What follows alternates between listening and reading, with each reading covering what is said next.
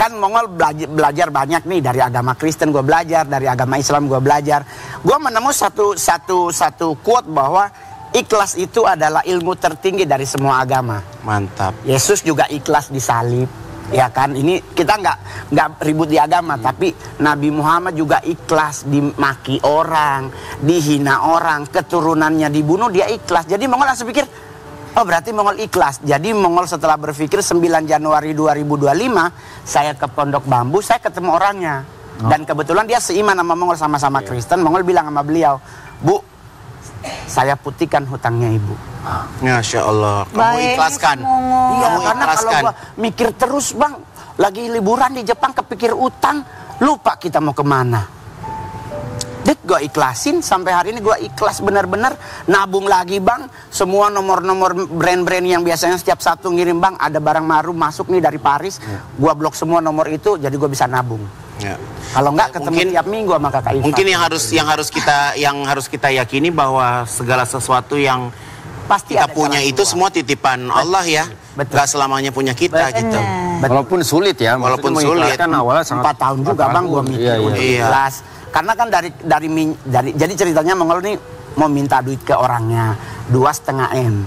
Mongol mau beli rumah di Bali. Ya. Karena kan mau pindah ke Bali aja deh daripada mumet di Jakarta. Ya. Kita dateng, kita baru ngomong, Bu ada duit biar cuma 2,5, dikeluar air mata Bang.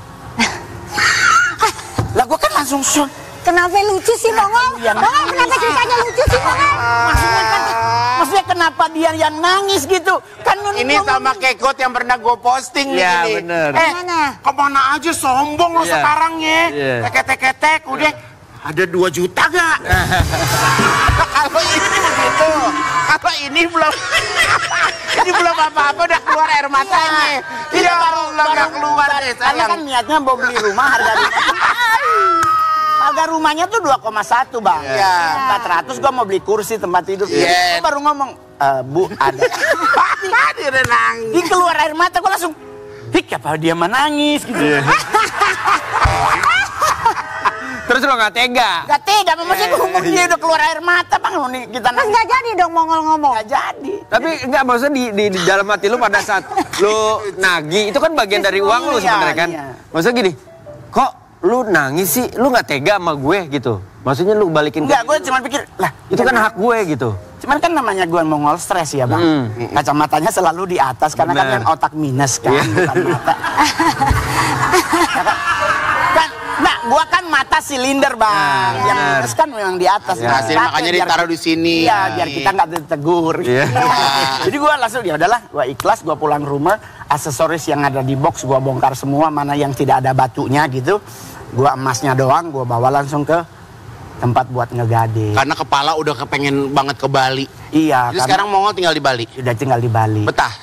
Betah, jadi kalau lagi mumet, lagi apa, ini jujur aja ya Bang. Duit itu sekalipun gue ikhlas, sometimes masih kepikiran. Karena ada aja juga provokator kan, ngana bodoh. Maksudnya ada aja kan saudara yang marah-marah gitu. Jadi kadang suka kepikir, nah gue Mongol tuh sangat suka pantai Bang. Jadi gue selalu healing ke pantai. Karena di Bali choice pantai tuh ada banyak. Lu mau kemana aja banyak. Kita mentok PLTO sama Ancol Bang. Tapi sama anak-anak juga di Bali? Anak Mongol kan di Magelang, jadi tinggal di Jogja. Oh di Jogja. Sekolah gitu. Nah, Mongol lucu ya emang kalau cerita, dia demen gue kalau ngeliat dia cerita loh. Selain konsisten karena kelucuannya, penampilannya yang selalu nyentrik juga berhasil menarik perhatian netizen. Kita ada foto-fotonya. Memang. Tapi emang lu tuh suka sama perhiasan ya Mongol ya? Ya karena maksudnya gini, gua kan kurang ganteng Bang. Ya. Lihat deh, lihat keren banget loh, lihat. Gua kan kurang cuco marcuco gitu kan. Jadi gua punya tekanan batin yang tinggi. Jadi gua kalau kayak ke gereja gitu, terus di gereja tahu-tahu ada yang hilang handphone tuh pasti tuduhannya ke gue.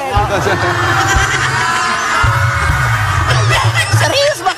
Kita nih lagi di ibadah gitu, lagi begini, di belakang ada yang hilang handphone tuh sekursi itu langsung lihatnya ke Mongol begini. Muka nyolong apa? Iya tuh sih Mongol mohon maaf nih teman saya ini, dia bilang gini, itu emang apa yang dipakai semua mutiara bener apa mainan kata dia gitu. Oh, original. Original sayang, dia kan kalau tadi kamu juga nanya, kamu juga kayaknya harusnya bener. Kamu bikin ragu. Enggak. Yuk gua kasih tahu.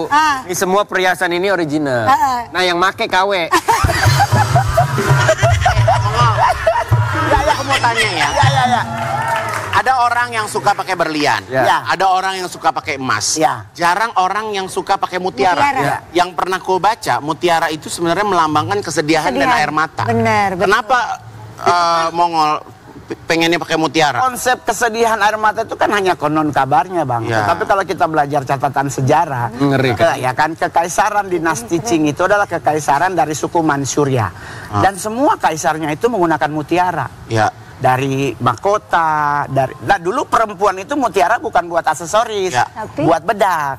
Ya, Yang bubuk mutiara. digerus. Nah itu yang kesi nih, yang kayak begini, ini yang tanpa tanpa. Kalau aku sukanya yang barok. Yang Oh iya, ini barok golden nih. Iya, tapi kalau aku pakai langsung dapat surat kalau di sini. Jadi sekarang harta banyak nggak kepake. Tadi kan aku nanya, aku bilang, sayang Mongol kayaknya tapi emang keren kalau dia pakai, Keren, jujur. keren. Sayang kamu kenapa nggak kayak gitu? Terus langsung nengok, kalau gue yang pakai menor jatuhnya. Enggak juga. Sebenarnya kesalahan orang adalah aksesoris itu nggak ada jenis kelamin. Lah emang, ya mungkin Firaun aja yang dia komen pakai kelaminnya banyak. Bingung. Firaun tuh pakai choker. Firaun pakai choker. Bener. Itu Jangan dia jasa Firaun. Firaun lah. Sama Firaun.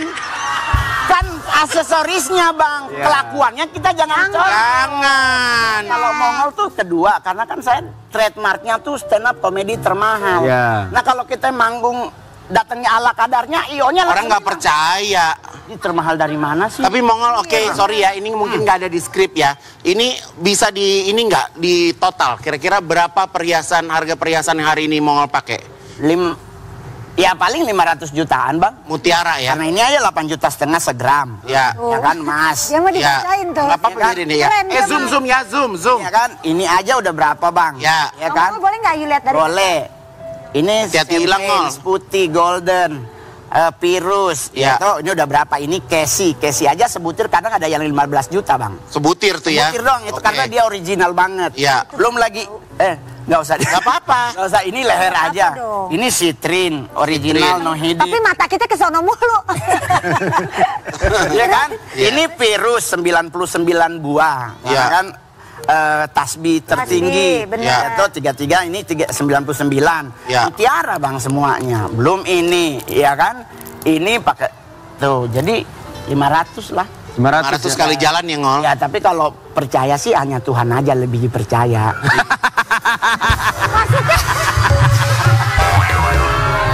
Ya kalau kita mau ya percaya sama Tuhan, jangan sama Mongol. Iya. Enggak, Mongol tuh Karena pintar. tidak semua Biar kesannya berwarna- etok, Aida. Iya. kesannya. Karena dia tahu tuh 5 mama mau ngebegal.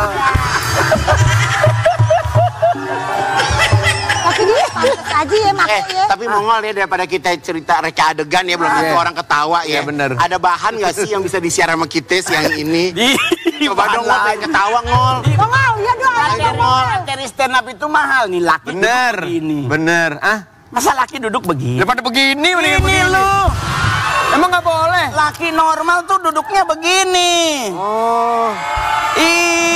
Itu kalau begini tuh laki yang motornya gede gitu ya kan. Lah kalau duduk begini pasti yang metik.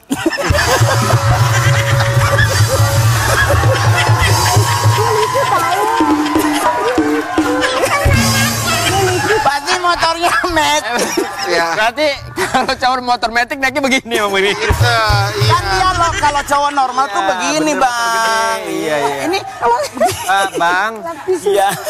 Lucu ya, Mas. Bentar, biar Mongol harus tahu. Nih mohon maaf, Ya. kan biasanya posisi duduk gua di sana. Ya.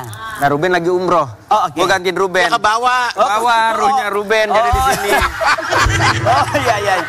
Mongol loh, kalau dia ngelap tisu gimana kalau ngelap? Enggak, kalau tisu itu gua dapet, Bang, jujur. Jadi selama Mongol berkarir jadi stand up, materi yang Mongol sampaikan itu mayoritas kisah nyata. Ya, based on true story. Ya, kayak di kolam renang nih, lagi berenang. Kok cowok-cowok normal tuh beda banget sama yang enggak gitu. Yang normal kan langsung lompat. Kalau yang enggak dia masih, dingin, enggak jauh.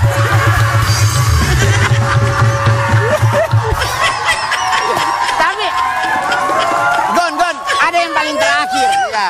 Yang paling terakhir. Paling gong nih. Yang paling gong. Ya, Kolam paling gong. renang kelihatan normal dan kan normal di mana? Ya. Dari mana tuh? Nyampe nya, Bang. Nyampenya. Berenang. Ada yang berenang cuman 5 menit nyampe ujung. Oke. Ada sampai 2 jam belum nyampe-nyampe. Kok bisa? Karena yang normal ngambil air tuh 5 jari. Karena dia nggak normal, ngetril. Dari mana ya? Tetap di Brownies Obrolan Manis.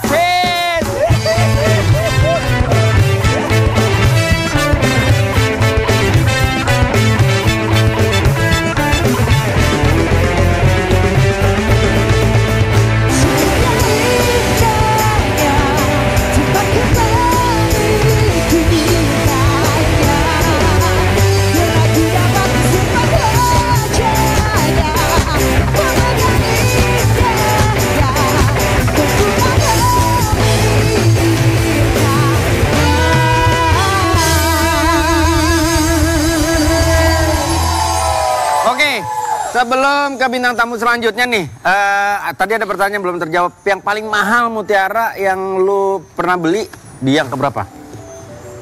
Kan Mongol lebih banyak kan suka datang ke pameran. Kalau beli di mall tuh jadi lebih suka ke pameran. Nah dari pameran itu Mongol rombak, Mongol desain sendiri. Oh. Jadi Mongol desain terus Mongol jual bang. Jadi saya tuh punya usaha kecil-kecilan namanya Mongol Jewelry. Nah itu tapi gue lebih jualnya ke mutiara. Oh. Karena kalau berlian kalah sama Bang Hotman. Di kelingking aja 13 M. Kan kalau kita beli segitu ya 14 ginjal hilang.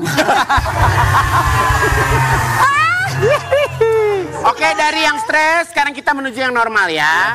Ini ada bintang tamu, ayah sama anak, ya Mongol ya. Ntar jangan dibikin stres berdua ini ya. Ya. Oke, langsung saja. Sony Septian dan King Fahd.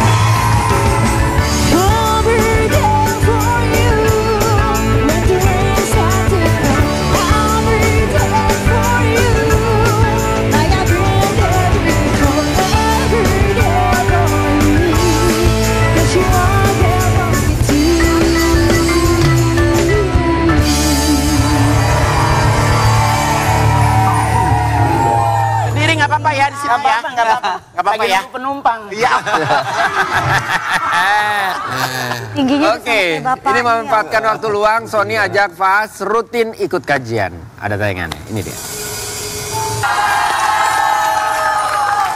Kak Sony, sebenarnya sejak kapan mulai rutin ngajak Fahd untuk ikut kajian? Udah lama sih Kak. Awalnya cuma kajian yang di rumah yang kita manggil Ustadz bulanan 1 bulan sekali.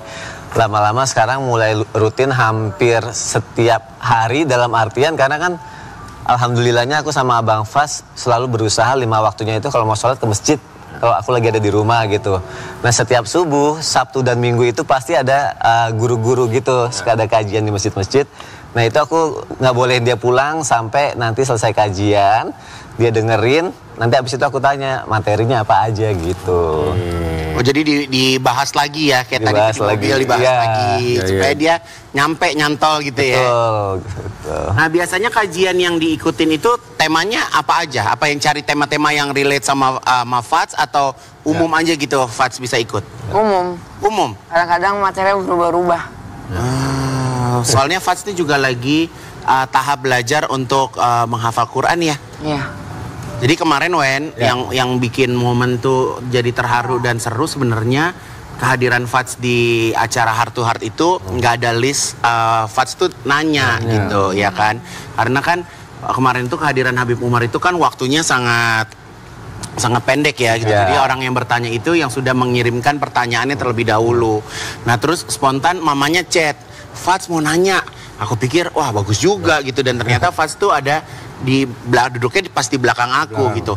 Pas Fahd nanya itu kan Fahd sudah nyiapin pertanyaan buat Habib atau memang tiba-tiba aja terfikirkan di situ? Memang udah nyiapin pertanyaan.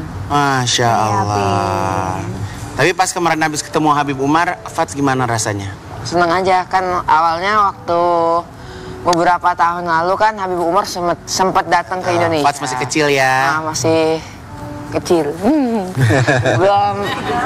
belum mengerti. Waktu itu pengen minta foto kan, pengen salim, mau minta foto juga, sekali minta doa kan. Akhirnya kan waktu itu nggak kesampaian gara-gara pengen, udah Habib Umar kan udah pengen keluar gedung kan. Nah akhirnya baru kesampaian pas acara kemarin. Masya Allah. Jadi doain langsung sama Habib Umar kemarin. Ya manis ya, anaknya nanya, emaknya gerung-gerung gitu ya. Emaknya nggak ada, emaknya kayaknya ada masalah deh. Perasaan. Wajah kan emaknya kan sedih ngeliatnya. Bangga itu bangga, emaknya bangga. Sedihnya Lihat anaknya berani. Karena aku juga kaget kenapa nanyanya kan gitu, kan. Ya udah, oh ternyata. Oh, Fas tuh nggak nanya ke Sony dulu gitu? Enggak. Aku mau nanya ini Dedi gitu, enggak? Masya Allah. Apa Kang?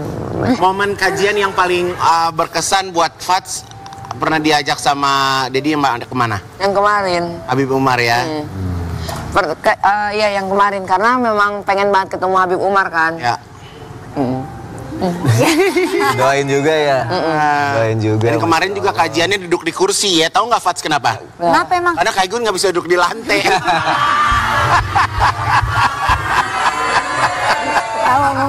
Karena mau gue bikin kajian. Ya kan tadinya mau dibikinnya kan lesehan gitu. Gue bilang waduh jangan deh. Gue bilang kata ntar gue kemeng kaki gue ya kan. Namanya di hotel kita kasih kursi aja. Iya bener. Kan fasilitas bayar hotelnya ada sekalian nama kursi. Iya. Kasihan Mai Guntar jadi kayak boneka Rusia.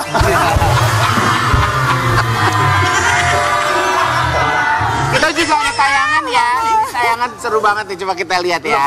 Belum. Oh belum. Take video. belum berarti. Oh ini tadi. Oh mohon maaf salah ya.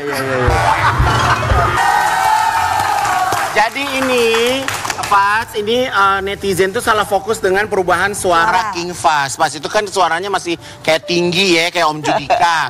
Sekarang Fats ini suaranya lebih berat. Ya tandanya Fats tumbuh. Ya iya, maksud dia berkembang, bagus. Namanya anak. Balik kayaknya ya. Umur berapa sayang sekarang? 13 tahun. Oh, 13 tahun. 13 tahun. Tante Ayu 16. Ini 16 tahun. Kamu sama Tante Ayu udah tinggian kamu, gimana ceritanya sih, Fas? Ya, suaranya makin berat ya, Bun. Udah makin gede aja, Fas. Masya Allah, suaranya udah berubah, Bang Fas. Oh, dia bisa lebih tinggi dari gue. Ternyata udah remaja, guys. Terbukti dari perubahan suaranya. Masa bayi mulu, kecil mulu. Masya Allah, suaranya. Masa anak kecil mulu? Iya. Gimana nih perasaannya Sony ngelihat anaknya yang sudah mulai beranjak dewasa? Seneng lah pasti ya. Bisa tumbuh bareng-bareng, tumbuh sama-sama. Kaget juga iya gitu kan. Ya lucunya adalah waktu pertama kali aku sebenarnya nggak terlalu notice awalnya gitu. Terus tiba-tiba dia bilang, "Dad, ngobrol berdua yuk di kamar," gitu kan. Oh ya udah oke, mau ngobrol apa? Tapi jangan kasih tau mami dulu ya, kata dia gitu. Ah tapi abang malu gitu. Ya udah ngomong aja, nggak jadi deh, dia bilang gitu kan.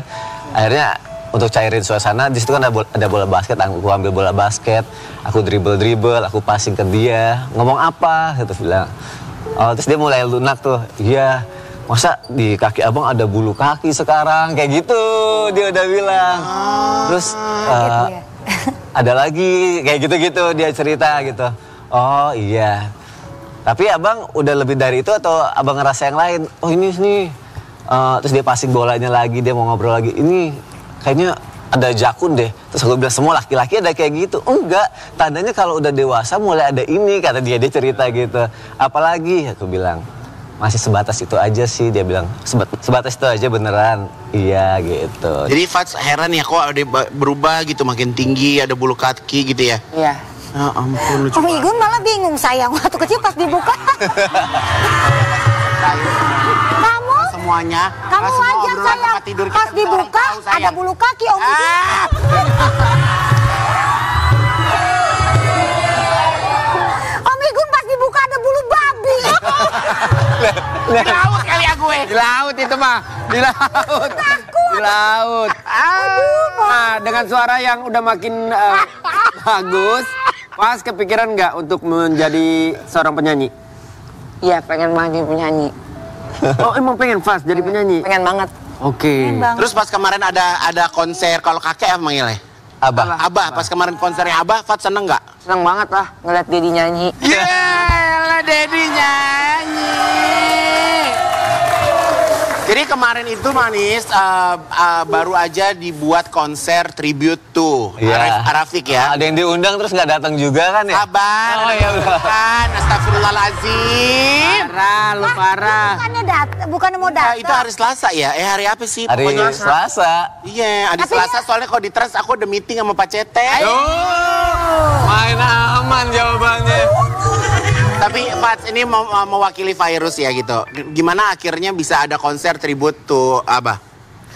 Seneng banget karena kan memang awalnya tuh Abang Fas memang konser ini tuh memang ngebatin rasa kangen Abang sama Abah. Masya Allah. Memang Abang tuh kangen banget sama Abang kan. Apalagi lagu-lagunya tuh kan terkenal banget. Ya. Habis itu kan ada beberapa juga lagu yang belum Abang tahu dan akhirnya Abang tahu di sana kan. Terus seneng banget ngeliat Dedi nyanyi. Dedi nyanyi. Kalau misalnya Abang bisa nggak nyanyi lagunya Abah? Bisa. Yang mana coba nyanyi? Yang mana coba? Yang Dedi nyanyiin. Mana coba? Mana ada mic nggak? Waduh. Sebelum pas nyanyi. Mama aja. Tahu lu. Belum pas nyanyi, ini kita lihat dulu tayangan. Ini Sony Septian mewujudkan keinginan keluarga besar istri untuk bernyanyi dangdut. Aduh. Ya. Kita lihat dulu nih tayangan Dedinya nih. Tekan Kak Son? Pertama kali nyanyi lagu Pertama kali di depan ribuan orang, ya Allah. Masalahnya kan aku bukan penyanyi ya. Oke. Disuruh nyanyi dangdut pula gitu kan. Makanya jadi pernah nyanyi. Iya itu kan dulu lip sync.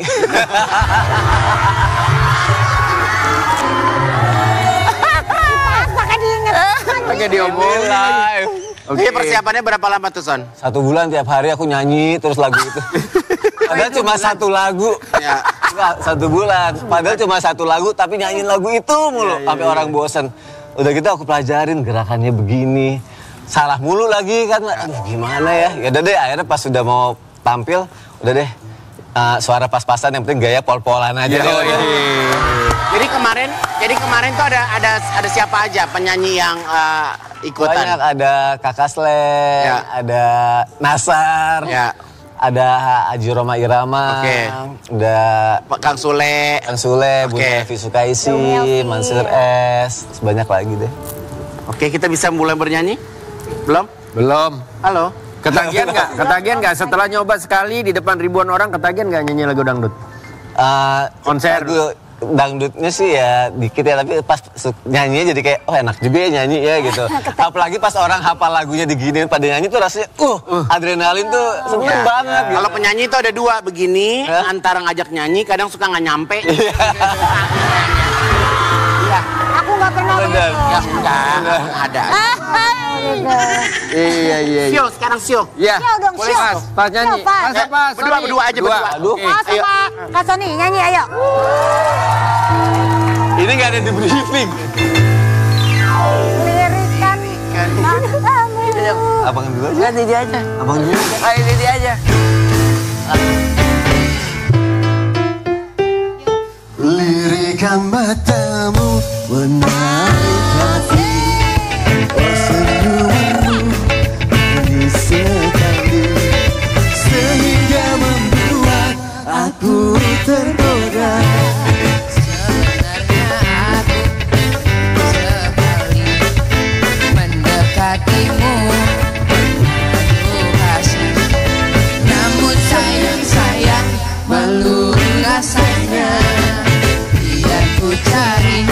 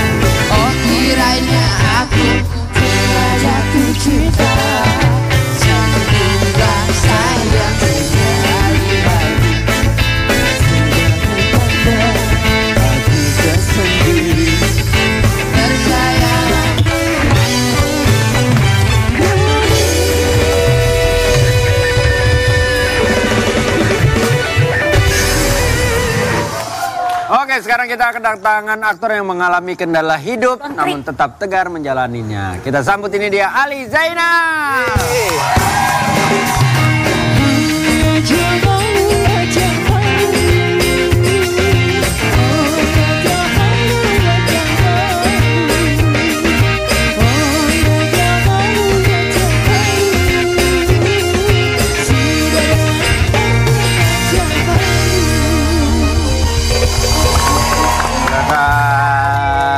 Masya Allah.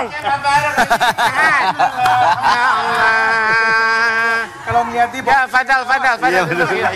Ya, Ali duduk. Oh iya. Nah, kata Ali kalau ngeliat Aigun bawaannya mau tawaf. Kenapa? Tahu, tanyain ngapa? Soalnya kan rajin. Ngelilingin dia enak ya.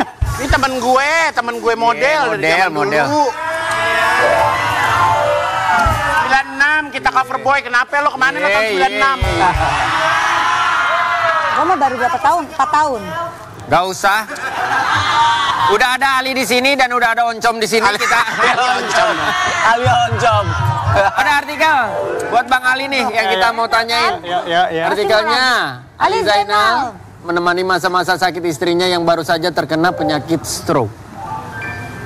Iya, nggak tahu dari mana nih.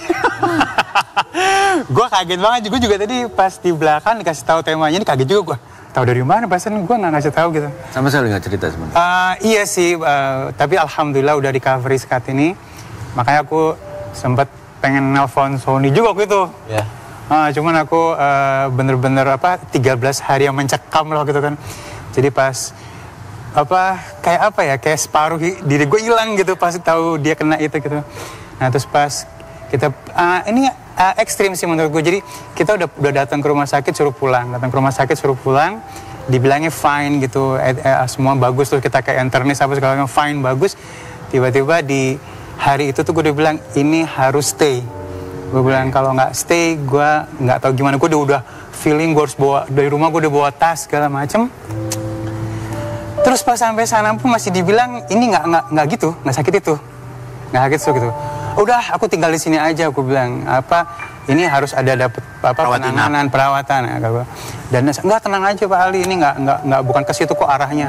Ternyata benar pas besok datang dokter yang memang dokter syaraf kan. Ya, spesialis. Loh ini iya katanya, tapi fine banget gitu, fine. Jadi kalau Ali sendiri ngeliat gejalanya apa yang kamu sampai peka banget kamu melihat ini ada sesuatu yang di hari itu dia udah bilang ini aku udah aneh nih badanku katanya. Oke.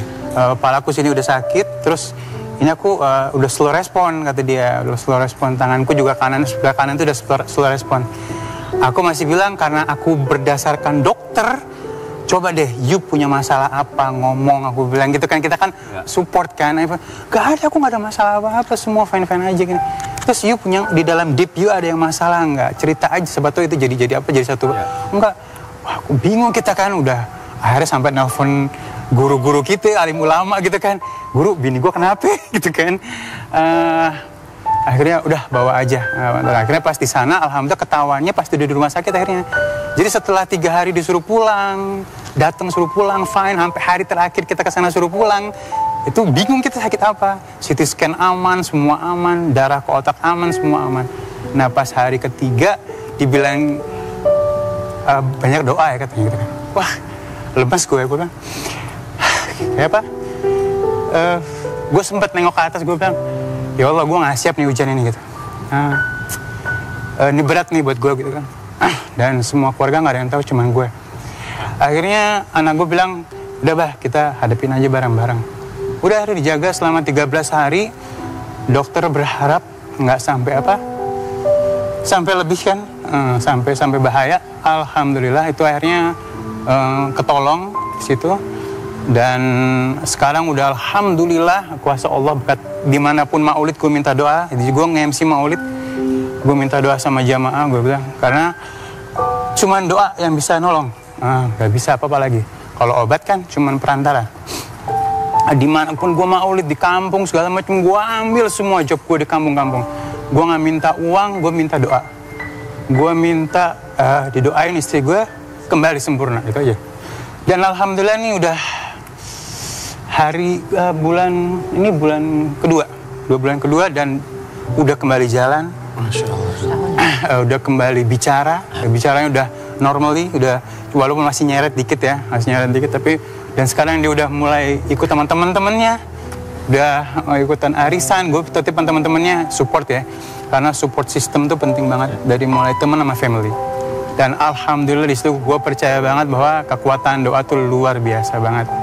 Tapi setelah alhamdulillahnya dikasih kesembuhan sama ke istri dan recovery sedang berjalan gitu, kan pasti kemarin tuh lumayan bikin trauma buat lo. Parah, iya parah. Ya. Apa yang akhirnya lo sepakati sama istri supaya itu tidak terjadi lagi? Pertama ke istri. Gue nggak bisa setiap ngeliat dia aku nangis. Jadi semua yang di rumah sakit gue bilang jangan ada nangis, gue bilang. Jadi kalau kita nangis kita ke kamar mandi, termasuk anak gue semua. Karena gue nggak mau ngeliatin dia dalam keadaan seperti itu, gue drop juga gitu. Setiap detik yang gue jaga di samping dia, sampai gue pakai baju dia kan waktu pertama kali gue antar pakai baju sweater gitu ya. Itu baju sweater itu sampai dia tanggal 13 hari di rumah sakit gue lepas gitu. Sampai terakhir dia sadar tuh baju aku, kata dia. Iya. Itu baju nggak dilepas sih, gue udah nggak tahu mau ngapain gue. Jadi saking gue lupanya tuh gue hanya ngeliatin dia dibangun dia apa itu ya doa pokoknya doa. Pengen doa aja. Dan minta doa juga buat teman-teman di rumah, mudah-mudahan siapa punya saat lagi sakit. Amin. Sehat ya. Semua itu perantara, semua itu peringatan, tapi kita minta doa itu yang paling utama guys. Ya pastinya kalau kayak Sony kemarin juga ngalamin gitu ya Son, dari yang baik-baik aja nggak kenapa-napa, Allah kasih ujian. Pastinya virus juga kemarin sama posisinya seperti Ali gitu. Iya. Kalau sesuatu yang nggak siap, nggak ada riwayat, mungkin kalau kita ada riwayat sakit sebelumnya kita tahu ya, gimana cara nanganinnya gitu. Tapi alhamdulillah sekarang udah kondisinya udah lebih baik, lebih enak. Udah good, udah jalan. Cuman memang tinggal satu yang gue happy banget, dia inget sama seluruh keluarga. Dia inget sama semua kejadian-kejadian sebelumnya. Dia mau ajak ngomong tuh banyak. Aku inget terus sampai dia inget semuanya kembali saat ini. Nah waktu itu kan dia udah lupa, dia cuma inget nama gue sama anak-anak gue. Jibril, Mikael, itu doang. Wah itu, udah apa ya? Sempat protes gue sama Allah, gue bilang ini apa gitu, salah gue apa gitu. Tapi namanya kita manusia biasa, kembali lagi harus ikhlas. Semua punya takdir masing-masing, semua punya ujian masing-masing. Yang penting kita jangan menghakimi ujian orang lain. Mungkin gue punya kesalahan, mungkin istri gue punya kesalahan, gue ambil positive thinking aja. Ali mau bilang apa sama istri ini? Kan dari tadi Ali menjawab pertanyaannya cukup emosional. Dari hati kecil kelihatan begitu saya nggak mau kehilangan istri. Pesan apa yang Ali pengen sampein? Mungkin kalau kemarin-kemarin belum sempat, sekarang bisa Ali sampaikan. Apa ya? Disinilah terujinya sebuah keluarga. Disinilah terujinya sebuah cinta. Mungkin selama ini kita hanya fun, happy, diuji dengan kelebihan. Dan saat ini kita diuji dengan sesuatu yang mungkin yang akhirnya mewujudkan bahwa rumah tangga itu harus seperti ini. So, sayangku, cintaku, sampai kapanpun Ali selalu di samping kamu. Tapi Bang Ali, setelah kejadian ini, ada gak pantangan-pantangan yang harus dilakukan? Jangan begadang malam. Tuh dengerin saya. Kamu yang suka begadang malam. Nih Ali, ini kasih tahu dia nih, kadang gua pagi baru keluar. Kalau aku perhatikan hampir 2 minggu terakhir itu dia sering begadang malam. Nge-game juga, sering nge-game kan. Nah, mungkin namanya umur kan kita nggak tahu kan. Kalau dulu mungkin kita bisa fun sampai jam 3, jam 4. Boleh begadang asal ibadah kalau menurut gue. Untuk ibadah it's okay. Tapi kalau untuk mengerjakan sesuatu yang mungkin, kalau yang kerja mau apa lagi gitu kan, memang ibadah kan.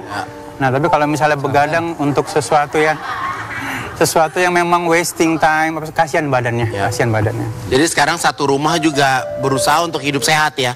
Temenin mamanya gitu ya, tidur lebih awal, makan benar. Termasuk gue. Gue jam 10 udah take rest. Jam 10 biasanya gue justru hidup gue malam kan. Maksudnya gue punya ide-ide, gue mau bikin apa. Kadang-kadang gue telepon kreatif gue bikin ini bikin itu baru malam. Dan gue kayaknya nggak ada. gue jam 10 gue taruh handphone gue nonton yang nggak ada beban di otak gue. Gue harus kasihan sama badan gue juga. Ya kan sebenarnya tubuh juga alarm terbaik kan. Ketika kita ngerasa bahwa ada yang salah sama tubuh kita, udah waktunya untuk mungkin stop, menurunkan aktivitas. Kalaupun mau aktif jam 10 kayak orang-orang entertain kayak kita, yang fun aja. Ya yang fun aja. Ngapain bangun setengah? Apa? Enggak, gue bilang. Gue tanya dia, sekarang kamu tidur jam berapa? Gue bilang gitu. Terus dia bilang, aku tidur jam 11. Bangun lagi jam 3. Ya jam 3 jangan keluar makanya. Jam 3 keluar mau ngapain? Dia mau coba mau tidur jam 8 malam yuk. Ya udah kamu cobain aja tidur di rumah, cobain. Jadi kamu tahu aktivitas aku tuh ngapain aja.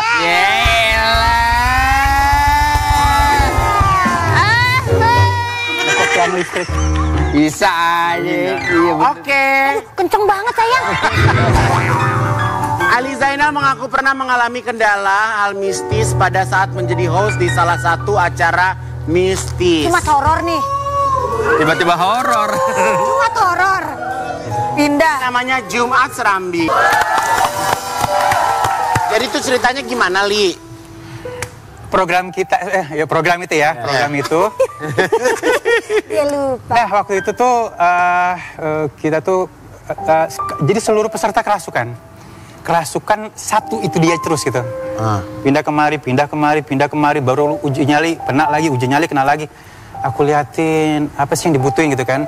Terus ternyata dia bilang itu ada nisan saya butuh nisan kata dia. Tunjukin dulu lu gimana ya meninggalnya gitu kan. Dikasih tahu di sini, terus kita tanya kuncen-kuncen, iya benar di situ ada makom. Terus dan ternyata di situ anak kecil gini dulu gitu kan, tapi lama nggak ada namanya. Akhirnya kita bikinin kru waktu itu. Astagfirullah. Ada anak kecil demen banget lu main terus tuan lu. Akhirnya kru dalam waktu cepat diminta tolong untuk bikin yang dari kayu itu. Ya. Habis itu baru tenang dia. Kita tulisin namanya. Udah nyebutin nama. Nyebutin namanya, tanggalnya segala macam. Kita tancepin di sana. Jadi mungkin gini loh, setiap orang itu mungkin bukan butuh nisannya, tapi butuh di eksistensi. Maksudnya keberadaan dia terakhir itu di mana dia, ya kan? Nah terus dia kan pengen keluarganya datang, pengen ada Fatihah gitu kan, mungkin kan ya aku mengambil kesimpulannya gitu. Nah selama ini mungkin dia ngerasa terbuang sehingga akhirnya nggak tahu ingin diziarahi kemana. Tapi gue pernah kejadian nih. Jangan bercanda. Gak serius. Bercanda. Waktu zaman kuliah tuh ada namanya jurit malam kan, kayak ya kan ada. Kayak persami gitu ya? Ya gitu. Nah jalan ke ya perkebunan gitulah. Sama yuk kejadiannya. Ada yang makhluk nggak ada nisan ya. Iya. Terus ngomong pokoknya intinya saya minta dibawain nisan. Terus salah satu temen gua cabut, balik lagi, dimarahin sama setannya. Ngapa emang? Yang dibawa bukan nisan, kijang.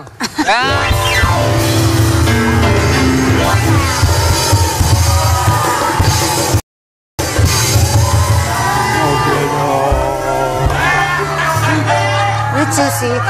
Gua nggak marah karena lu lucu. Jangan marah dong. Tapi kalau kata Mongol biasa ya Mongol ya. Ada mungkin ada cerita serem Bang Mongol. Coba Mongol ada cerita serem. Bang Mongol. Mungkin ada yang lo serem-serem apa yang paling serem? Jangan bercanda Bang Mongol. Yang paling serem ya banyak, cuman maksudnya gue nggak pernah mau mikirin gitu. Nggak pernah lu sampai Salah satunya Bang. Nggak bisa lupa. Oh, gue pernah di satu konten mistis bareng Robi Purba tuh. Oke. Itu gue disambit tuh. Disambit itu gimana? Disambit sama makhluk halus. Masuk ke lu? Enggak, bukan Sambit kan ditimpuk. Dilempar something. Terus yang dilempar itu diambil sama kru dijadiin jimat. Astaga. Kalau pengalaman horor mah gue tiap hari, bahkan segini-segini juga cuman kan maksudnya gue nggak mikirin ke situ. Oh, lu bisa lihat, Ngol? Gue dari umur 4 tahun sudah bisa melihat tanpa harus tutup mata. Ya. Oke, gue tanya sama lu jujur. Bener. Ini di studio ini rame? Kita lagi kerjakan nggak apa-apa, biarin aja, dia juga lagi maksudnya ya biarin aja, karena Dia buat juga gua lagi selama dia tetap ada di sini nggak ngikut ke rumah itu good. Ya.